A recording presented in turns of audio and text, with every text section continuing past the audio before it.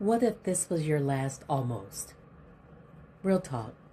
How many times have you almost done something just for you and then talked yourself out of it? Another year goes by, same burnout, same autopilot, and same maybe next time. This summer, I'm giving a small group of women one big next time is now at my Reclaim, Release, and Reset retreat. Now, I'm only opening a limited number of spots because I want it deep and not crowded. So if you don't want this to be another almost, check out the link in my bio. Use the QR code. Let's talk if this feels aligned.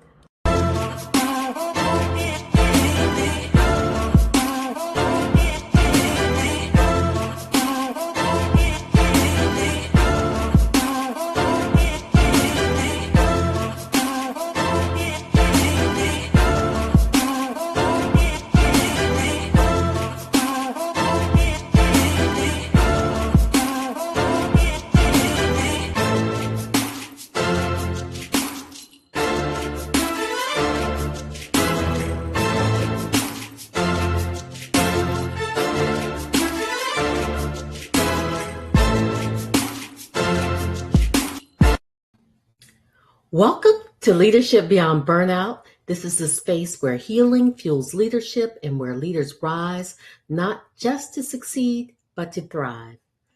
I'm Dr. Kimberly L. Wilson, your host and guide on this journey to restore, reignite, and redefine what powerful leadership looks like, starting from within. Now, this is a sanctuary for leaders who are done pretending everything's fine while they silently run on fumes. Here we explore what it truly means to heal, lead, and succeed without sacrificing your soul or sanity. Each episode, we invite bold, brilliant minds who've navigated burnout, breakthrough, and bold reinvention. So this isn't just leadership as usual. This is the revolution of resiliency, and you're invited to the table. So let's dive in and meet our guests. Today, I have the distinct pleasure of introducing you to Jennifer Hawkins.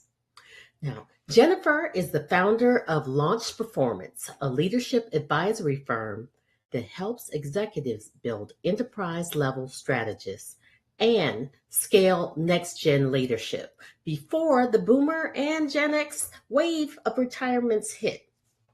She's known for developing strong leadership benches inside high-pressure environments, and she brings a track record of transforming underperforming teams into top producers across 5 different industries.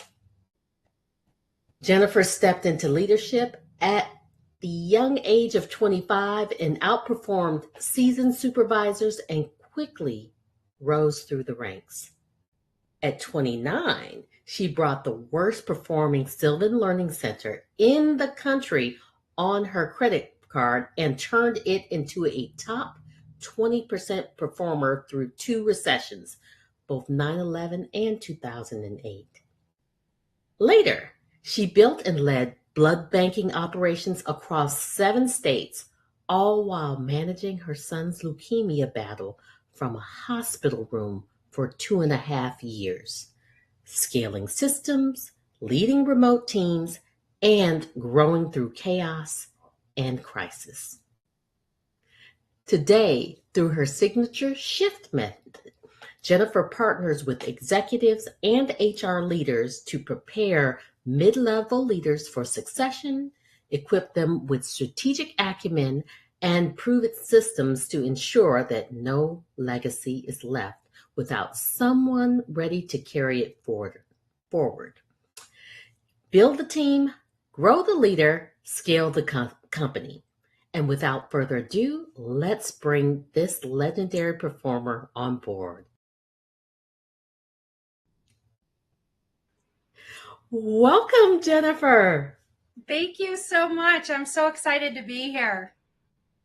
Happy to have you. And I want to share with all that you've done. That's just an awesome introduction to hear all that you've done. Could you share what you feel like you do to heal the world? Yeah, for me, it's really about finding people um, around me that don't know their genius yet. And I Hmm. love looking for those folks who don't have the confidence, don't always recognize their own talent and superpowers.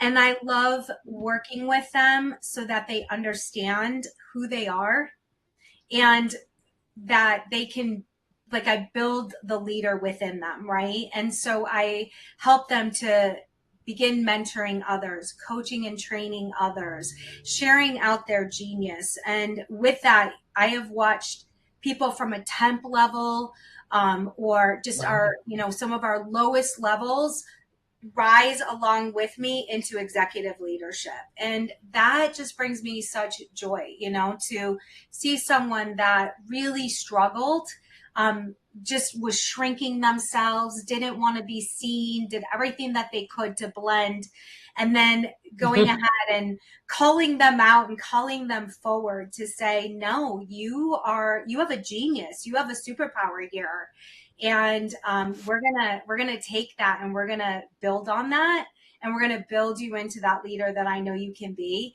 And I think that those, with everything you read, right, all of that success, that for me is, those are the things that I'm most proud of. That's beautiful. And I have a sneaky suspicion, tell me if this is right, that part of that what fuels that desire is having lived where you may have wanted to be a little quiet, but then you kept discovering that you were born and you had to develop these intuitive strategies and to be in the forefront to create these shifts that you did. Yeah, I was really lucky. That is exactly correct. My best friend and I just got home from Massachusetts, where I grew up, and we always joke about how I was sitting in the background, watching folks, try to land a role for a play, right? Mm. And so I'm in the audience. I'm not up there. I'm certainly not going for it. I'm just watching and taking it in, trying to blend in the shadows. And my best friend, now my best friend, walked up to me and said, "Who are you?" "I'm Lisa, and it's good to meet you." And I sat there like, who is this person? And she wouldn't ever let me blend. And from there, that kind of was a lot of what was happening to me, where I just always wanted to sit back. I always had that bit. And then I was so fortunate because people would see something in me, and they would help me, and they would help get that out, right, draw it out. And then you heard like that, they poured into me and I benefited greatly. And so I pay it forward, and I realize just the beauty of that, and right, the power of that, and the joy, right? The Right. joy of being a part of that for people. And so I feel blessed to have had someone like my best friend and the other leaders and mentors in my world that helped me do that. And then I was able to do that for others as well. Yeah, for sure. That is beautiful, and I'm curious. When you said that, it sparked for me this thought about how in today's world we're so busy. Like we're so busy, especially at work, and I think it's difficult or it's challenging if you're just trying to survive and thrive and be noticed. How can you have the wherewithal to mentor and to call forth that talent that's raw and is not seen? Um, You know what I realized though? Here's the thing. So I love your topic of burnout, right? I love that that's the conversation. mhm. Um, for me, the way that I work through burnout is that I'm building leaders around me. So my eyes are Mm, always peeled. I'm always looking for the person, the subject matter expert, what their genius is, because then I don't have to be that person for everyone. Right. Oh, So it actually frees me up so that I can do the coaching, so I can do the development, so we can strategize, so we can scale. And I always lean into my teams. I always lean into the people around me. So it's the first thing I do. I've entered 5 different industries. I didn't grow up in them. I had to learn them. And the right. way that I do that is I identify each person's superpower, their subject matter expert, and then I begin molding and mentoring them to call them forward so that they have the confidence to start helping me build the team and lift all the boats at the same time. So what I feel like is in the beginning, you're right. It's a ton of work for me. It's extra work. There is some of that burnout element, Mm-hmm. but I also see the light at the end of the tunnel because I know that I'm going to build these leaders around me. I'm going to empower them. And then I'm not the one bearing all the burden. It's shared burden, right? It's shared responsibility. It's shared strategizing, all of those things. We're doing it collectively together. And and through that, you're building leaders. So I agree up front. It's more work, 100%. But what I'm going to gain once that after that first 6, 8 months, Mm-hmm. I know that that will actually free up my time. I'll be able to take PTO. I'll be able to go on a vacation. I can entrust because I've empowered and built these leaders that I know things are going to be okay around me. It's okay. So what have you done? I'm really curious because uh, one of the most destructive phenomenons that I've encountered is when someone new comes in, right, to shake things up, and I'm not sure if they get it from the board or if it's in their head that shaking things up means I'm in charge of everything and you don't know anything. Nobody knows anything. We're doing everything different. And it just creates such a culture of fear and burnout and nothing. I've never seen anything positive come through that. So when you talk about identifying, going into an organization and identifying that talent around them, how have you helped those leaders who are just like, well, that's I manage that. I everything comes through me. You know, it's so true, right? Or even your leader who all of a sudden is saying, wait a minute, that's not how we do it, right? Yes, And you yes, have to, so you have to manage up and manage around in terms of building that culture. right. And, you know, there was a point in time when I kept acquiring states and things like that during that time when I was in that hospital room with my son. And I did deal with that. I had one manager in particular who really was having a super hard time around um, the change of what we're going to do together, right? Like we're going to build this together as a team. And he was very used to having an independence around him and success that way. But it's a team sport, frankly, right? You Right. being the only person with success doesn't help the organization and it doesn't help the team.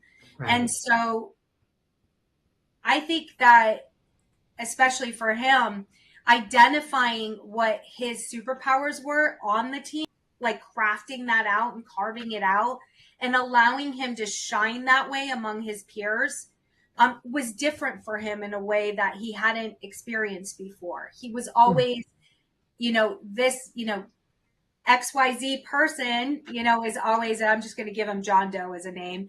John Doe is always, done really well. But here's the thing. He didn't have the impact of bringing his peers along with him. Right. And so when he saw Exactly. how he could build leaders at even his level and understand that that was the very missing ingredient as to why he really wasn't scaling higher on the ranks, um, Mm-hmm. he then was bought in, right? Because that's what I kept trying to explain to him is look, It's not about everything that you know and being like the person like Holding keeping the it, reins. hoarding, right? You can't hoard the info. You can't hoard the genius. You got to Right. share it out and build the people around you in that. And, you know, when he started to understand that, just it really unleashed in him this love for, you know, how can I bring people along with me? I reach out to them when I think maybe they need help rather than just sitting back and going, I'm number one, right? Right. And watching them fall. It was, how can I lift them? I'm going to reach out to them. I'm going to pour into them. I'm going to be there for them. And so I believe that just understanding the team, one goal. We're all in this together. We're building something together, and there's a carve out for every single person for what they bring to the table, and you're going to have impact, and that's going to feel better than anything, any number, any, you know, success, accomplishment that you're ever going to have. It's so much better when you have impact for people around you, positive impact. Yes. Me, it's the best. It's the Right. best drug. Right. The other was about 2 days ago, I had, and it was something really small, but this just speaks to what you were saying about having a positive impact. And we were teaching young people how to develop the skill of public speaking. Oh, I And love this one young lady, she was so raw, but there was just so much talent in there. You can tell that she's going to be so powerful when she just keeps going and reins in a few things. And I just whispered to her, I said, you are going to be a powerful, it. impactful speaker. And Love it. she just looked at me, and it was like I just saw the light come on. Mm, And I yeah. hadn't, I didn't know that was this unintended, like I could literally see the spark Mm-hmm. come in her that, wow, I can be something else than what I even considered. Isn't it amazing? Like, that's the thing. And I don't know why leaders don't glom onto that. Right? Because It when you feels walked away from that, you were just like, yes, it was so impactful for her, right? You saw hmm that no one's ever said that to her. No one ever hmm made her feel that way or realize that. But come on, tell me you didn't go home like, oh, Yeah, best day absolutely. ever, right? Absolutely. And when you're doing that daily, right, with your team and building that, and you're always seeing these sparks go, right? And Right. it's even better when you realize you drew that out in someone else and then they did it with someone else. And then you've got this like this legacy happening, right? I don't know Right. about you, but when I see it, okay, I built that leader, I helped them with that, and now I'm watching them repeat. It's on repeat, and now we're Right. building and multiplying all these different leaders, right? And it Absolutely. started because you believed in someone. Right. Right. And Yeah. you made me realize the first thing I thought of is that old adage where it says hurt people. And then my brain just flipped it to healed people, heal people. Yes, I love Heal it. the leaders, heal leaders. I Really love create that, them. right? It's Yeah, powerful. so I, true. I want to go back just a little bit because you've led through crises and including building teams while managing your son's leukemia battle. Mhm. What systems or boundaries or internal mindsets really helped you to be able to scale through that kind of chaos without burning out entirely? Because I think that would be the tendency. Yeah, and here was the crazy thing. I was getting promoted and getting more like region and accountability through these 2.5 years. I lived in a hospital room with my very sick son. hmm It I can't stress enough how I am more than willing to lean into people. And I think that that was a switch as a younger person. I was like, I got it. I can do everything on my own and all hmm of that, right? And I think I was already learning about this, but when Ryan got cancer, hmm I had no choice. Right. I'd only been there for 6 months in blood banking. And, I was doing this from a hospital room. And the only way I was going to be allowed to continue to do it is if the whole place wasn't burning down. And so Mm, it really was, sharing with them, this is what's happening. This is what's going on. And here's what I will tell you. What I love about that philosophy is at some point in time, there's always someone on the team that's going through life. Life happens. mm-hmm. There's always someone that something big is happening or whatever, right? Or they need to be able to take a step back. And the team needs to pick up those pieces because you never know when it's your turn, right? And so we Exactly. all lean in, put our arms around people, share those burdens, and we get each other through that and still scale and still have success and all of that. So honestly, it was more about managing through who is going to do what, empowering them, trusting them. That's not to say there were never hiccups or Right. right or something didn't fall through the cracks. There were moments of that, but I will tell you, far and few between, because we always had our heads together. What is the focus for today? That began with a huddle every single morning. I did that. Mm-hmm. Still with them. I never let that go. So huddles, goal sessions, inspiring one-on-ones, Mm-hmm. all of that I did not let go by the wayside. Hearing about what their dreams and goals were and how could we still make that happen and how could I still help them get to where they wanted to be and where they were going, and being a part of that and just leaning into that. Because I will tell you, I believe that when leaders do that, your staff will walk through fire for you, will walk through fire for an organization. You want to build loyalty? All I ever hear is nobody has loyalty anymore. The workforce doesn't care. Mm-hmm. And this is how you build loyalty is you care. You care about your people. You pour into them, right? And Mm-hmm. then they in turn do the same with you. So Right. we did it together. And so that was really, I believe, the cornerstone of success. Not that I didn't have days where I was exhausted. I was.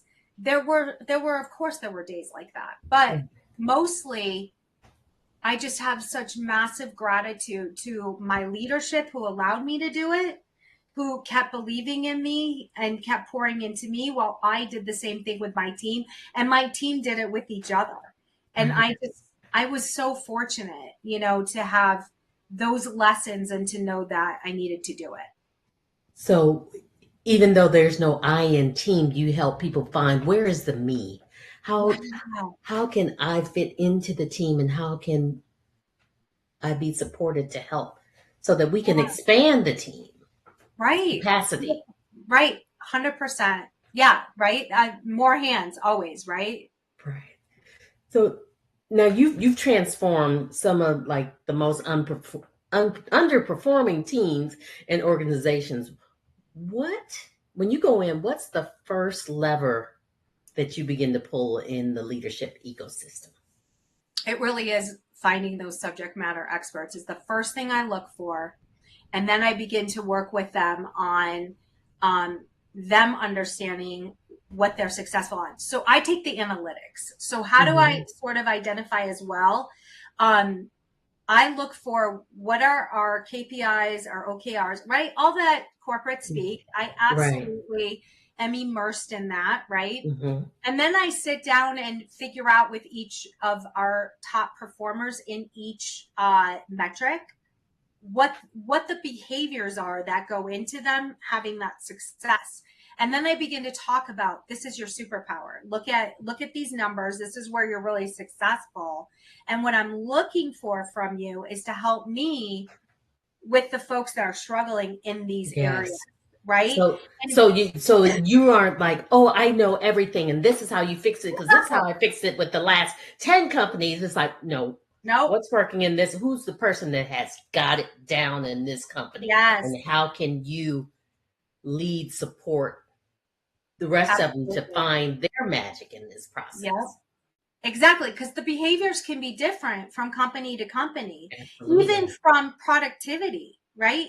Mm-hmm. You may be one of the top producers, even with good quality, but that looks very different at insurance, right? In my insurance world than it did in my blood banking world. So, Absolutely. I can never just go in there thinking I have it all of the answers. And I will even say, even if I had gone to a different blood banking company, I still wouldn't have assumed that the behaviors that I saw were the only ones that were going to bring success. I would Mm-hmm. want to know, because each region is different, right?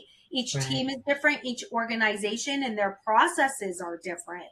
And I saw that going from the Hartford to Travelers. I couldn't just even walk in then and say, I know exactly what you need to do here at Travelers, because I already did it at the Hartford. It was, Right. let's get in there. We're building this together. We're identifying the behaviors in these metrics. Why are you so successful? What is it that you're doing? I do observations with them. I sit with them. I listen to them. I'm doing goal sessions. And then I spread that wealth around. I ask them, are you willing to have people sit with you and observe you? Absolutely, right? Who doesn't? It's rare that somebody says, no, I'm not doing that. Usually they're like, wow, you want me to do that? I absolutely do. So that's where I begin. So, in a sense, that I don't know why these words are coming to me, but you create a culture of contagious curiosity and contagious collaboration. I love that. Yes. And raving fans. I love, right? Raving fans of what we're doing and how Mm-hmm. we're doing it together. Because a lot of times people just want to work independently. And then, Mm-hmm. right? And then they become a raving fan of the collective. And I love that, and we get together and we have strategy sessions. And then each week we're working on, what do we need to tweak? What do we need to do? How do we need to pivot? Because maybe the original plan isn't quite what we thought it would be. So how do we pivot? And we do that together. And, and people love it. They love it and they thrive in it. I'm curious when you talked about the working independently, is that whether that desire to work independently comes from, oh, this is how I focus and this is how I produce the best product, to this is how I can be safe in my environment and I will retain my job. This is how I survive. Hmm. Yeah, Where? 100%, right?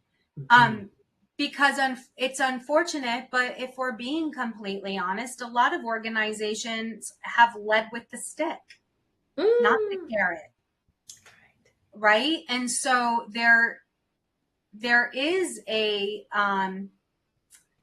belief that corporate behaves that way, that everything is punitive and that sort of thing. And I have to say that some of the cultures that I've stepped into absolutely started that way. But when they Right. saw what I was accomplishing and the way that I was going about it, they came along. They Hmm. came along. And I appreciate that they did. Right. For me, one of the most heartbreaking Sorry. things. Oh, no, no I'm so worries. sorry. Uh, One of the most heartbreaking things I think that I've seen is when the intent at the highest levels of leadership are for collaboration in this healthy workplace culture, but somewhere as it goes through the chain, it becomes bastardized into this very punitive and overarching, overbearing culture. And the leader has no clue that that's. And there's a reason for that. You know Yeah, what, Dr. Kimberly? That share there's that. a method for it. Yeah. It's called skip level meetings and it's called Gemba walks, right? So when you are meeting with your next levels or even a couple levels down, so as the executive of the blood bank, I was meeting with all the levels. I was getting Mm-hmm. all the way down. And was it easy on my schedule? No, it wasn't, but it was worth it because I needed to understand where the obstacles were, what the real culture was, what was happening, right? Mm-hmm. And where I had gaps and where I had issues. And so I definitely look to have a pulse on what's happening. I'm going to walk the floor. Gemba Mm-hmm. walks are really those real-time observations, right? And I'm not there looking for the gotcha moment. Right. I'm looking for what's happening. Like, do you have obstacles? I've been sitting in these skip level meetings and I'm hearing our systems are slow, or equipment is broken out in the Right. field and we can't produce at the level that we need to, or whatever the case may be. And it's up to me at that point to go validate that, like, what is happening out there. Or we have a manager that scares us to death. What's happening, right? Why? And to understand, am I driving that? Because here's the other thing. I'm a driver. I want to scale. I want Right. to succeed, exceed, right? Mm-hmm. And I want to build. So I have to check myself too. And so I'm very cognizant of that. I ask people for feedback. I have trusted people that I want to Right. hear from. Tell me real. Don't be worried about my title. Just be real with me. Right. And that sort of thing. And I think that that's the difference, right? I own that I'm not perfect. I'm absolutely not perfect. Right. And right. And I'm keenly aware of, those Achilles heels that I have to be aware of. And Mm-hmm. I look for it. And I meet with folks to see what's happening at all the levels. So I can always have that pulse and that good sense. So I can make a swift change when that's happening. Right.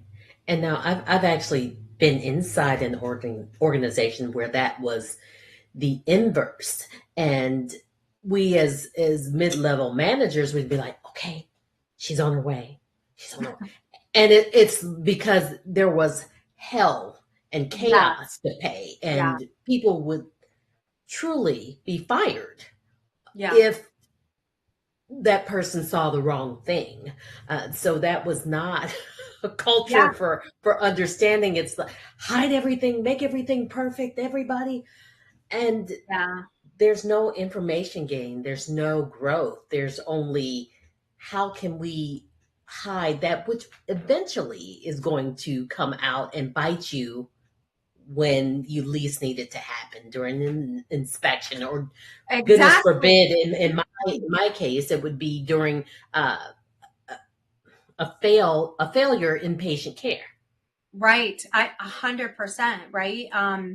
So that smoke and mirrors and dog and pony show doesn't serve anyone. No. And you're absolutely correct. And we need a culture of being willing to come forward, especially in healthcare, especially Mhm. in blood banking, Mhm. of come forward because a mistake was made, because there's an impact to a patient. Especially smoke and mirrors doesn't serve anybody in Right. those environments, especially, but honestly they don't serve anyone in any environment.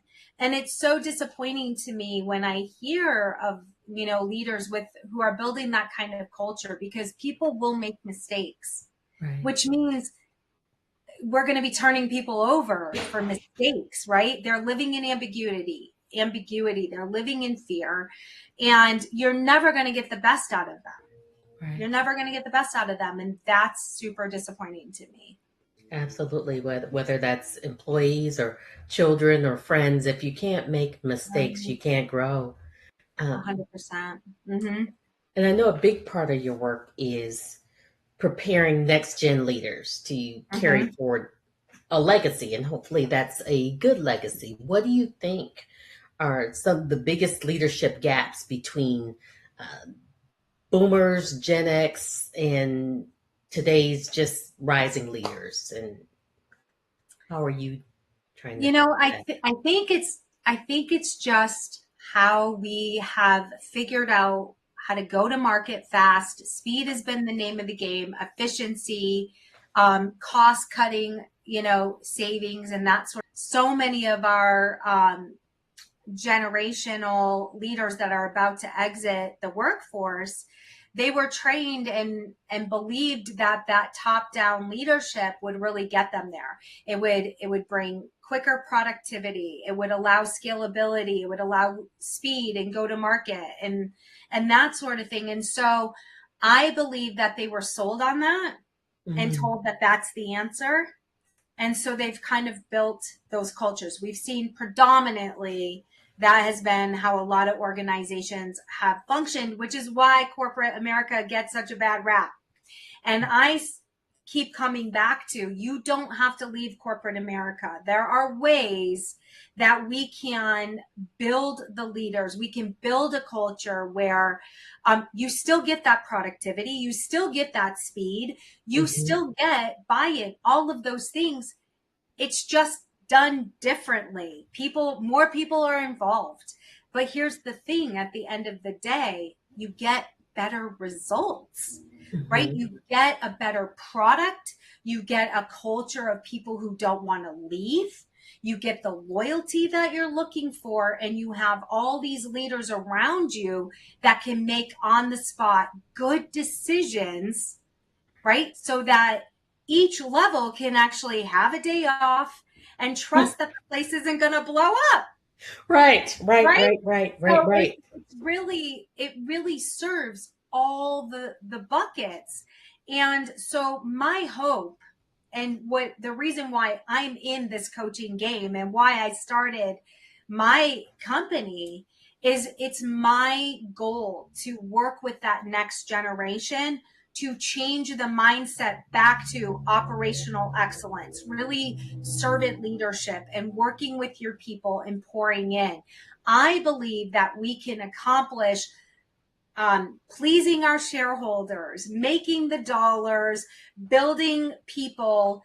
And I believe that a lot of mental health issues come from what happens at work. I believe absolutely that is right. I believe that is more than even social media. I think social media gets all the bad rap. And I think, wait, we're at work for all of these hours in a week, more so than probably anything else we do. Right. And if we are living in ambiguity and fear all the time, we can't self-regulate. Our bodies are still always in that flight, fight mode. And it's just that awful feeling, right? Of not knowing, am I safe? I don't have a safety, belief every day that when I go to work, things are going to be okay, or that my family's going to be safe because I'm going to lose my job, right? And if you're living in that doesn't serve anybody. And I believe that's where a lot of our mental health issues stem from.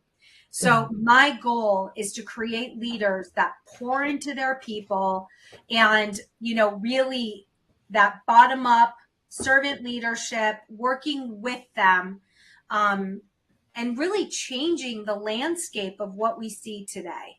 Right. So if you had that type of world, when your son Ryan, and we should say that this is many years ago, and you have an adult son and he's doing well. Great. Yes. If you had this ideal culture when you were going through this process, how would that have been different for your mental health? Yeah, I was really fortunate because for the most part, I had organizations that poured into me and I had leaders that did that. But I did have one point in time where that wasn't the case for me. And I will tell you, it took its toll on me. It really did. And for me, it shook my leadership. I wasn't showing up in the way that I know to show up every day, in the way that had already brought me huge success. My health, literally, not just mental health of what it was doing for my psyche, but also my physical health was impacted. I am a pretty regimented person. I'm up at 5. I exercise, right? I do all these things. And it felt like no matter what I did, I was still in this like, I always felt tense, Wow. right? Putting on weight, never feeling good. And here I am, a person that really does, for the most part, I'm not saying I never cheat on my diet, but for the most part, I'm pretty regulated, really regimented, right? Hmm. And um, just this feeling of dread. It's never been where I don't jump out of bed in the morning. I mean, literally, where I'm like, I've got these things I'm going to be working on with the team, right? Like, I love to work. I'm very excited by the things that I do and, you know, who I'm doing it with. And then there was this point in time where it was dragging myself out. It was my work ethic only that was Hmm. getting me to that space every single day and doing the things required of me every single day. And my performance didn't slip, but what it did to me Hmm. and what my family saw, Right. right, was detrimental. And it was commented on consistently to, if we had to lose everything today, we'd rather be in that boat than see you in the way that we're seeing you today. And that was really hard on me because I take pride in being that leader and who shows up in the right way and all of that. But I think that there are times where when you are in those spaces, it's super hard, even when you know all the right things, because if everyone above you refuses to come along, right, then it makes it super difficult to really thrive in an environment like that. And it's only happened to me one time, but I will tell you, it was earth shattering for me. It really did a number. And that story really speaks volumes because all things being equal, you were still supporting your son, but in those other environments, you were able to thrive, and the company, Mm-hmm. thrived with it, and new leaders were born. But with that unhealthy culture, Yeah. dramatic shift. So you are really a living testimony that when things are healthy and you're building other leaders, that even the hard Mm-hmm. isn't as difficult, that it Yeah. creates space for people to have life to life. Mm-hmm. Right. Right. It's so powerful. Yeah. Yeah, it was. It really was. It was a heck of a lesson, but it's one that I think about all the time, right? What Mhm. can I and how can I help other leaders to not do what was happening to us, right? You Right. have a choice in that. And by the way, you can always recover. You can Mhm. always be better, Mhm. right? You just have to start with the right things. And so you lead me right into what I was going to ask is how long did it take you to recover or to feel like, okay, Jennifer's back? Yeah, about a year, which is crazy, Yeah. right? Well, Because and most here people I think am. that it's like, oh, just leave and it'll get better. No, your body needs to re-regulate, to reset. Like when you're out of this um, toxic, traumatic situation, then this is when your body can break down. This is Yeah, where everything can just let loose because you were holding in so much just to perform, just to be okay. yeah. Just it wasn't safe to have a bad day. No. And I'll tell you, but also the mental right element of I know what great leadership looks like. Hmm. I've been in that space. I've had it and I've delivered it. Right. And then to be into that and it went on for far too long, you start questioning yourself. Mm. Am I wrong? Like, is it Is it me? me? Right? Is it me? Like, am I losing my mind? Am I losing my touch? What's happening? Right. Right? You start to like second guess yourself. And so that was part of that year. It wasn't just the physical of re-regulating my body and getting back, to a healthy state, but also it was, no, Jen, you know, you Right. know what is right. You know how to build these, cultures and scale these teams. And what was beautiful in that time when I walked away was were the people that I had built those leaders with, and that saw me as that leader, who came back to me and said, no, when I think of great leaders, the first name that comes to me is Jennifer Hawkins, right? And having those people come back and say, no, this is what you gave us. This is what we learned. I'm now this executive, and I'm over here, and I live in this dream, and I'm doing these things, right? And it was like, thank you. Thank you for helping me remember that, yes, this is how we do it. This is how it's done well. So you were like, okay, I have to stop gaslighting myself. No, I know this. I know this stuff. So I would love for you to be able to, if you'd like, issue a challenge to our audience to be able to either for themselves personally or for their workplace. What challenge would you like to issue to them? Pour in. Really, I just want you to look around and see people for what they can be, what their genius is, what their superpowers, subject matter expert, whatever title you want to give it. But look around you and think, how can I pour in today? How can I make a positive change for this person? Helping them see what they're so beautiful at, right? And then working with them to build that, because I think no matter what your level is, you can do this with peers. It doesn't have to be, you don't have to have a formal leadership title, but if you do, absolutely do this. And even if you don't, look around you. There's so many people who need mentorship in so many different ways, and I think about our poor Gen Z gets such a bad rap. Everybody has, right? And it makes me crazy, because I'm like, did you forget what they said about boomers, Gen X, right? Millennials, and now poor Gen Z, right? We're all lost. We all got the bad rap, right? And now it's their turn. But it's not fair, because I believe, so if some of those, what people are saying about them is true, those rumors, then pour into them. Look around you. See the new person that came in. See the young person that came in who's new to, this is their first professional job. Pour into them. Take them under your wing. Help them scale and be successful. Stop saying it's bad. Stop picking on them, whatever, right? Calling them names or putting them into a bucket. If we can just look around us and say, no, but I see something in that person that we can cultivate, that we can build on, that I can help them understand that that is their superpower, and help them with those areas that they need a little help with. Like, you're really great over here. Let's double down on that.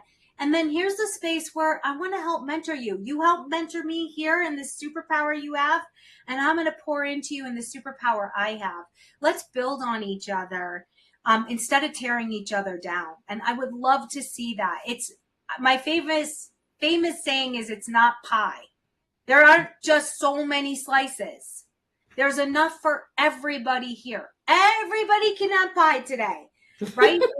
If we can just pour into each other and know that when I lift you, it doesn't take from me, right? It actually builds. It helps me build me too, right? And that's where we need to get to.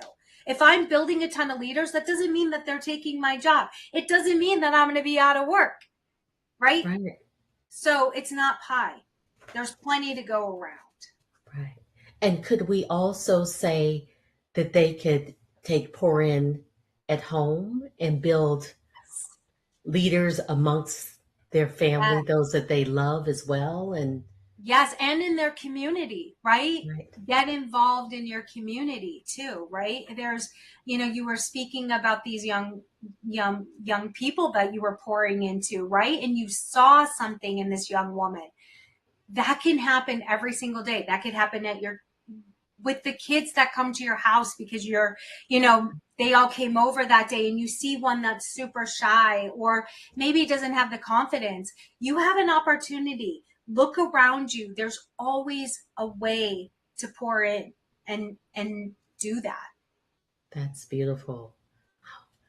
Any last words you'd like to share before we leave? I just feel fortunate to be a part of, sharing this out and helping people see how we can build great leaders, how we can be better and be our best selves. And so you bringing me on and allowing me that opportunity today just was amazing. I appreciate it. And as always, I love to pour into people. So I'm always happy to mentor, coach, and develop people along the way. So whatever I can do. So thank you. Thank you again for being here. Thank you so much for joining us today. You've been watching Leadership Beyond Burnout.